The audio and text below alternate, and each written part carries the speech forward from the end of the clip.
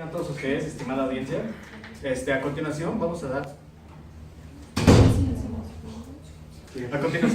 inicio con nuestra mesa redonda.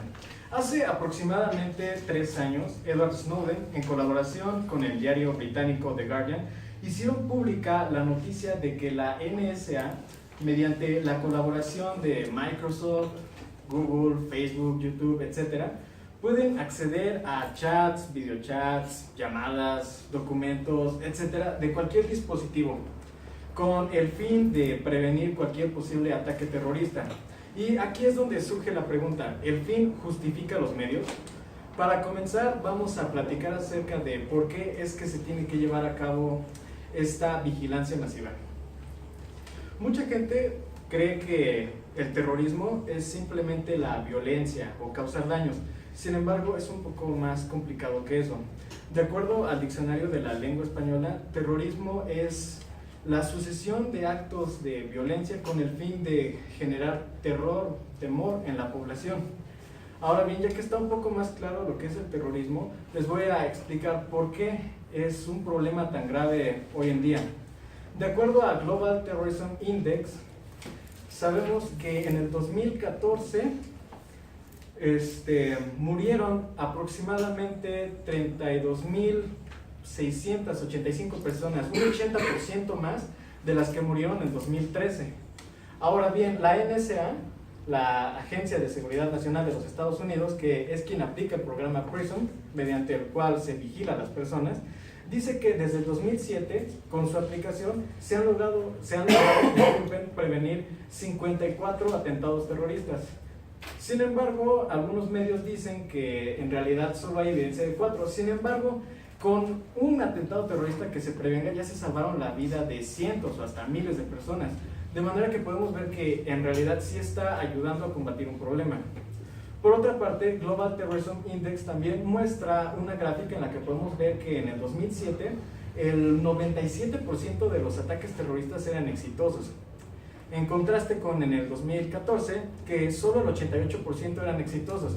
Cabe mencionar que el programa de la NSA de la vigilancia masiva se aplicó en el 2007, con lo cual podemos ver que desde su aplicación año con año sí ha disminuido la efectividad que tienen los ataques terroristas. Finalmente, me gustaría mencionar que también Global Terrorism Index indica que en el 2014 todos los atentados terroristas generaron un costo a la economía global de 2.9 billones de dólares. De manera que, si, como ya les dije, la NSA ya ha logrado evitar ciertos atentados terroristas, pues con esto ya lograron reducir la cantidad de dinero que se está generando con el terrorismo. Entonces, al final podemos concluir que si bien se están violando nuestros derechos al acceder a nuestras redes sociales, pues sí estamos combatiendo este problema, que es el terrorismo. Claro, bueno, sí es bastante interesante todo este tema del terrorismo y la vigilancia, pero enfocado en las redes sociales, bueno, la pregunta es si realmente sigue siendo la prioridad el terrorismo y la seguridad nacional, y la respuesta es no. ¿Por qué? Bueno, los fundamentos con los que se sentaron las bases de la vigilancia masiva a partir de la llegada del Internet y por supuesto el 9/11 se han ido deformando a través de los años, y hoy en día los datos personales, en pleno siglo XXI, los datos personales son una mina de oro para muchos corporativos, y con esto incluye a todas las redes sociales. Entonces, aquí hay que analizar que, bueno, ya no es precisamente la seguridad lo que importa aquí, sino que ya es un negocio, ¿no? Los datos. Y muchas empresas como Facebook, Twitter, Google, incluso sitios de almacenamiento como Dropbox, pues realmente tienen los ojos en nosotros más de lo que nosotros pensamos. Y eso se ha convertido en una polémica desde el importante hito de Snowden hace 3 años, que, bueno, salió a la luz muchísimos datos de las redes sociales espiando en nosotros, metiéndonos en datos que realmente no deberían de estar y que están protegidos por la ley. Por ejemplo, bueno, en mi discusión, bueno, me gusta mucho enfocarme en Facebook porque es el sitio que más utilizamos todos, que se utiliza más a nivel internacional, perdón. Y bueno, hay una serie de cosas que Facebook ejecuta debajo de la mesa. Usualmente es llamado por los corporativos Deep Surveillance, que en español es sería como vigilancia profunda. Pero para los que no sepan, estas operaciones son básicamente aquellas que no están, digamos que legalmente permitidas, sin embargo se ejecutan para, bueno, para sacar datos que bueno, no serían posibles de una forma directa. Entonces Facebook ha hecho muchos de estas operaciones debajo de la mesa y realmente es muy impresionante todas las cosas que no sabemos que suceden, como que estaré mencionando más adelante, como por ejemplo el espionaje de chat, incluso las publicaciones que no hacemos también son guardadas en bases de datos. ¿Y cuál es el principal motivo de todo esto? La finalidad de todo esto, bueno, convertir estos datos que se sacan del usuario, que se extraen del usuario, venderlos a terceros para vender un producto, para poner publicidad en el usuario y convertir todo esto en una red de negocios entre corporativos. Claro, y un buen ejemplo de esto es el caso que sonó mucho en 2014, bueno, salió a la luz en 2014, pero esto pasó durante el año 2012. Facebook contrata a la empresa Coral Scientific Group y a la Universidad de Cornell para hacer un estudio a partir de los datos de 670,000 usuarios de Facebook. ¿Qué pasa con este estudio? Por una parte, Facebook se defiende planteando que dentro de las políticas, cuando tú abres tu perfil, ellos tienen el derecho de manipular toda la información que tú subas a la red y usarla como ellos necesiten. Pero hay un problema aquí. Facebook quiere hacer un estudio para medir el efecto de comparación social entre los usuarios. ¿A qué se refiere con esto? Cómo una emoción puede ser transmitida a otras personas dentro de las redes. La duda de Facebook era que si este efecto de comparación social servía igual dentro de las redes que en persona. ¿A qué me refiero con efecto de comparación social? Este efecto se da, por ejemplo, ¿qué emoción le causa a una persona comer en sociedad o comer sola? Ustedes saben que, por ejemplo, hay personas que tienen problemas al comer frente a mucha gente o al comer sola. Lo mismo con las emociones, pero dentro de las redes. Entonces ellos temían que el efecto de comparación social fuera contradictorio. Si una persona hace publicaciones positivas, los demás se sientan solos porque tú estás detrás de un ordenador y estás viendo que los demás están bien, pero tú te sientes solo, o comparten esas mismas emociones. Facebook contrata a estas empresas y ya es con un fin lucrativo. Ellos querían ver cómo reaccionaban sus usuarios a ciertas publicaciones. Manipulan la información que aparece en cada muro de estos usuarios, no rompen ningún link, no borran información, solamente usan un programa que selecciona ciertas palabras y permite que en el muro aparezcan o puras publicaciones negativas o puras publicaciones positivas y mide la respuesta que tiene la gente a estas publicaciones. Un punto muy importante que tú mencionaste, el terrorismo, no solamente estamos hablando de ataques terroristas y de bombas y toda esta parte, sino de que la gente se sienta amenazada, se siente con terror, y ante estas acciones de Facebook la gente se sintió así, porque una cosa es que Facebook puede usar los datos y pueda analizarlos, y otra cosa es que ya manipula los sentimientos de la gente. Entonces ahí vinieron muchas cuestiones, tal vez en un momento podemos platicarlo, pero este es un buen ejemplo de lo que estamos hablando.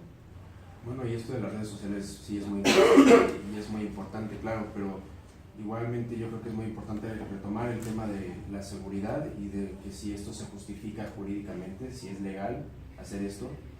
Y bueno, para empezar hay que poner claro que no hay duda alguna que la vigilancia masiva viola el derecho de la privacidad, el derecho humano de la privacidad, el cual se encuentra en el artículo 12 de la Declaración Universal de los Derechos Humanos, y esto le da una importancia a este derecho de nivel internacional, no solo nacional, pero también le da una importancia nacional la Constitución, ya que el artículo primero nos dice que todos dentro del territorio nacional gozan de los derechos humanos y las autoridades tienen una responsabilidad, de proteger estos derechos humanos. Y entonces se está violando este derecho de la privacidad. ¿Con qué fin? Con el fin de la seguridad. ¿Se justifica esto jurídicamente? Ahora, se puede justificar tanto en la teoría como en la ley. En la ley positiva. Una ley positiva es una ley creada por el hombre, no es la que creamos a través de nuestro gobierno. Entonces, en la ley positiva definitivamente se justifica esta violación al derecho de la privacidad se justifica en el artículo 29 de la Constitución, que nos dice que el Estado tiene esta facultad de poder suspender nuestros derechos con el fin de la seguridad nacional, pero específicamente hablando de la privacidad, y esto se encuentra en el artículo 4 de la Ley Federal de Protección de Datos Privados, y esto nos dice, este artículo nos dice que el único límite al derecho de la privacidad va a ser la seguridad nacional, la seguridad pública y la afectación a terceros. Entonces aquí vemos de que definitivamente existe una justificación legal para hacer esto con la finalidad de la seguridad. Bueno, y pues yo quiero retomar el tema. Yo siento que la vigilancia masiva no solamente trata la ética y no solamente trata acerca de la persona, sino que también fomenta y ayuda a la creación y desarrollo de la economía y de la tecnología. Un caso es la ciudad de Chicago. Por ejemplo, en la ciudad de Chicago se invirtió aproximadamente $5.1 millones. Al alcalde Richard Daley de la ciudad de Chicago, como ya mencionaba, él invirtió aproximadamente esa cantidad solamente para instalar unas 250 cámaras de seguridad en toda la ciudad para vigilar y para poner seguridad en la ciudad, ¿no? Y esto, es movimiento monetario, esto es, una creación, un desarrollo de la economía, no solamente en Estados Unidos, sino también internacional, ya que contrató empresas internacionales para que le pudieran ayudar a esto. También creó empleos para poder vigilar a la gente, hizo un centro especializado de vigilancia de video para poder monitorear a las personas, para poder meter seguridad en la ciudad, ¿no? Otro es el ejemplo de empresas como IBM y General Motors, entre otras empresas americanas muy grandes, que hicieron tratados con el gobierno de China, específicamente con Jian Huai, la verdad no sé cómo se pronuncia, y él es el líder de la seguridad de información de China. Y él lo que hizo fue que se alió con esas personas, con esos corporativos tan grandes americanos o estadounidenses, y lo que dijo fue, oye, es que necesito, meter seguridad en mi país. Y con esas empresas y con tratados internacionales y fomentando el desarrollo de la tecnología, implementaron también cámaras de seguridad a lo largo de China para vigilar 1.3 billones de personas que son las que habitan ahorita en China, ¿no? Entonces esto es un claro ejemplo de cómo no solamente, dejando a un lado la ética o dejando a un lado lo moral, pues también fomenta la creación de empleos, fomenta la creación y desarrollo de la economía, tanto como la tecnología, ¿no? Y esa es como también otra de las finalidades de la vigilancia masiva. Muchas gracias. Pues bueno, ahorita ya podemos ver que la vigilancia masiva tanto puede ocasionar cosas buenas como cosas un poquito negativas. Y ahora vamos a hablar de cómo es que se aplica esta vigilancia masiva. Una parte muy interesante de la vigilancia masiva que lleva a cabo la NSA es que tienen permitido vigilar 3 niveles de sus objetivos. Por ejemplo, la NSA determina que X persona es un posible terrorista. Lo que ellos hacen es vigilar a sus amigos, a los amigos de sus amigos y a los amigos de los amigos de sus amigos. Por ejemplo, retomando un poco lo de las redes sociales, en Facebook nos indica The Guardian que el usuario promedio tiene 190 amigos. Entonces, el primer nivel de investigación serían todos los amigos de este sujeto. El segundo nivel, los amigos de este sujeto. Y al tercero son los amigos de los amigos de los amigos. De manera que cuando se llega al nivel 3, se está investigando a un grupo de personas que es mayor a la población del estado de Colorado. Entonces sí, es muchísimo. De hecho, una persona que tuviera 2,000 amigos en Facebook, cuando llegara a la NSA al tercer nivel de investigación, estarían investigando a más personas de las que viven en Sudáfrica. Ahora, otra parte negativa de cómo se lleva a cabo este proceso es que la NSA tiene acceso a los metadatos de las personas. De acuerdo a la Real Academia de Ingeniería en Computación, un metadato es un dato de otro dato. Por ejemplo, el título, el nombre y el tamaño de un archivo. Ahora bien, si la NSA investiga una llamada, ellos van a poder investigar los metadatos de la llamada, que serían quién está llamando, a quién se llama, en dónde, cuánto tiempo dura la llamada, etc. Información que es muy personal y que la NSA utiliza para lo que ellos quieran. Entonces sí se está violando aquí un poquito la privacidad de las personas. Y finalmente hay una parte muy interesante, que es que la mayoría de los usuarios, para proteger su información, confían en la seguridad que les proveen las compañías de Internet, que en este caso sería la encriptación. De acuerdo a la Real Academia de Ingeniería en Sistemas, encriptación es un proceso para proteger información mediante procesos matemáticos, de manera que para que vuelva a ser legible se tiene que tener una clave. Lo que revela la información de Edward Snowden es que Estados Unidos y el Reino Unido ya pudieron romper esta encriptación o simplemente evitarla. Pero lo más interesante es la manera en que lo hicieron, porque no fue de una forma convencional, sino que llegaron a acuerdos con las compañías de Internet para que ellos hicieran más débil la encriptación y ellos de una manera muy sencilla pudieran romperla. Y el problema con esto es que al ellos hacerse más fácil su trabajo, están poniendo en riesgo la información de miles y hasta millones de personas. Claro, entonces, ya para retomar todo lo que hemos hablado, pues tú ya has hablado del terrorismo, de cómo es el proceso de vigilancia en redes sociales y en medios digitales, cómo la industria aplica el espionaje, la vigilancia más bien, y las redes sociales y la parte legal.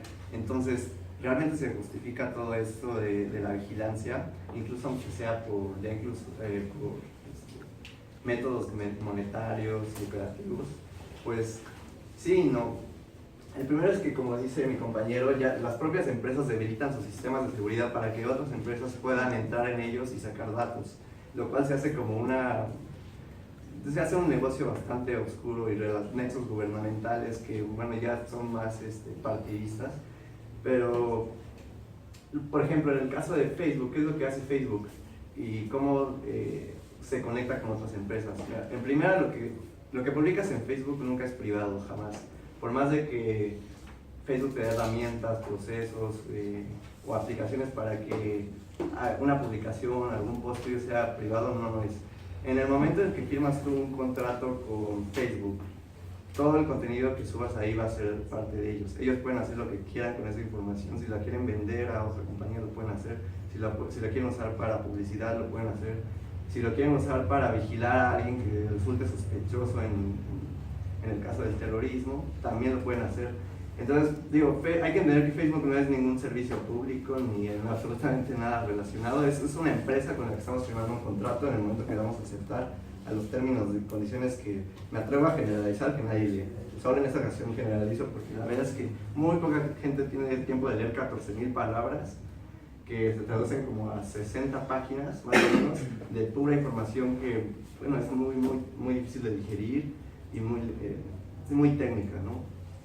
Entonces, en el caso, por ejemplo, de la seguridad, sí se investiga a gente, pero es la mínima, son los mínimos casos. Más se usa para indagar a los usuarios. O sea, en la época donde estamos viviendo, no se busca vender a las masas, se busca vender a los individuos. Y la única forma de conseguir información para vender a un individuo es investigándolo, sabiendo qué le gusta, qué no le gusta, qué le agrada, qué le interesa, qué no. Y pues la única forma de conseguir esa información es ya sea consiguiéndola por alguna forma en tus políticas de empresa o por deep surveillance, que es lo que se hizo hace 3 años, o más de hace 3 años, perdón. Y bueno, es decir, por ejemplo, Facebook tiene mucho acceso por ejemplo, a todo el historial que haces. Eso es algo que se volvió muy polémico porque no importa si tienes la aplicación cerrada, no importa si tienes cerradas las pestañas de Facebook. Facebook puede investigar en tu historial, puede indagar en tus cookies, en lo que has buscado y en base a eso venderte un producto. Y lo más polémico y delicado es que hizo nexos con otras compañías para saber qué transacciones hay en internet. O sea, si hiciste compras, si gastaste tal vez en un restaurante, si hiciste una compra en línea, Facebook puede saber eso. ¿Cómo logra eso? Bueno, por primera instancia parecería totalmente ilegal, pero la verdad es que no. Hace convenios con bancos, hace convenios con empresas, con terceros, para que le den esta información, obviamente a nivel muy superficial, pero eventualmente saben lo que tú estás haciendo.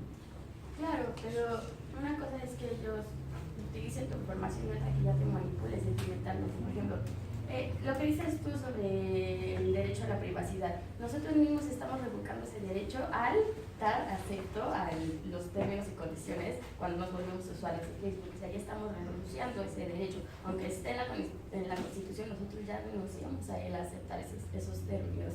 Pero, ¿cuál fue el proceso? Yo quiero hablarles un poco del proceso que Facebook usó para hacer todo este estudio. La página principal de su Facebook funciona a través de un algoritmo que va eligiendo como los temas de su interés. Yo sé que ustedes lo han notado, les salen ciertas noticias que tienen que ver con las páginas que ustedes han dado like. Facebook manipula este algoritmo en base al software que les comenté. Este software solamente elige una palabra del comentario y ve si es positiva o negativa. Si en este comentario hay una palabra positiva o negativa, y lo clasifica. Se encarga de que en tu muro, en la mitad del muro de las personas, por ejemplo, aparecieron solamente publicaciones negativas, y a la otra mitad de las personas aparecieron publicaciones positivas y vieron cómo la gente reaccionaba a esto. Ellos no estaban leyendo tal cual todo tu comentario o viendo quién eres, simplemente contabilizando palabras positivas o negativas. Hasta ahí podríamos decir que todo está bien, porque dentro de los términos y condiciones de Facebook eso se permite. Pero ¿qué pasa cuando ellos ya están manipulando y haciendo que tú veas puras cosas negativas para ver si tú te sientes mal o bien? Se están provocando que tú te sientas mal o bien. Eso sí ya transgrede los derechos de las personas. Facebook, en el artículo que publica acerca de este estudio, ellos afirman que dentro de los términos y condiciones tienes derecho a experimentar con tus emociones y con ese tipo de cosas. Yo no estoy segura, ¿tú podrías decirme algo acerca de eso? Sí, digo, hay varios estudios que indagan en ese tipo de cosas. Como muchos recordaremos, una actualización muy reciente de los tipos de likes que puedes likearlo de forma feliz, enojada, sorprendida. Buscaba ver en ciertos usuarios cuál era su historial de tipos de likes, y en base a eso hacer un perfil del usuario de cómo se sentía en tal día, cómo se sentía el siguiente día. Obviamente no era muy exacto porque 5 emociones no definen exactamente cómo te sientes, pero se podía hacer un perfil en base a las publicaciones, esos tipos de likes, y saber si ese usuario necesitaba tal tipo de publicación o quizá tal tipo de anuncio, si necesitaba tal tipo de producto. Entonces hay bastante. Una cosa es ver cómo te sientas y otra cosa es manipular el cómo te sientes y provocar que te sientas mal o bien. Eso claro, que refiere de los límites. Y por ejemplo, sí, Jacob Silverman, autor del libro Terms of Service, que fue publicado en el 2015, por cierto se los recomiendo muchísimo, habla exactamente de este tema, de cómo las redes sociales están comercializando con todos nosotros y que solo somos un número. Y la idea global del autor, como yo lo entendí, es que el que controla el pasado controla el futuro. ¿Qué significa controlar el pasado? Tener una base de datos que te digan de dónde viene la gente, cuáles eran sus gustos, y a partir de eso sabes hacia dónde vas. Esos datos se venden y bueno, todos somos un número para esos grandes empresas y todos somos dinero.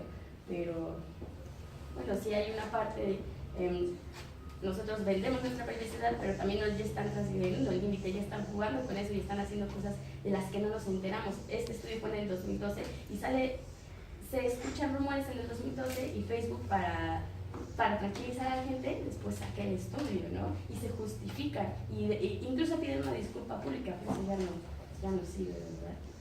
Bueno, y yo, retomando el tema de la tecnología, etcétera, siento que hay algo mucho más impactante que se puede usar tecnológicamente en la vigilancia masiva, y tal es el caso de una empresa que se llama Verichip, que Verichip apenas está haciendo un proceso, o sea, está creándose, y de hecho que están esperando un juicio para el 2017, que lo que quieren hacer es crear un chip, que aproximadamente mide lo que 2 granitos de arroz juntos, y lo que quieren hacer es mediante la biometría, que para especificar que biometría es el estudio de estadísticas y cálculos de ciencias biológicas, y lo que quieren hacer es crear un chip que funcione de radiofrecuencia o RFID, que es como exactamente el mismo principio que se utiliza para cuando vas al súper y el PIN. Okay.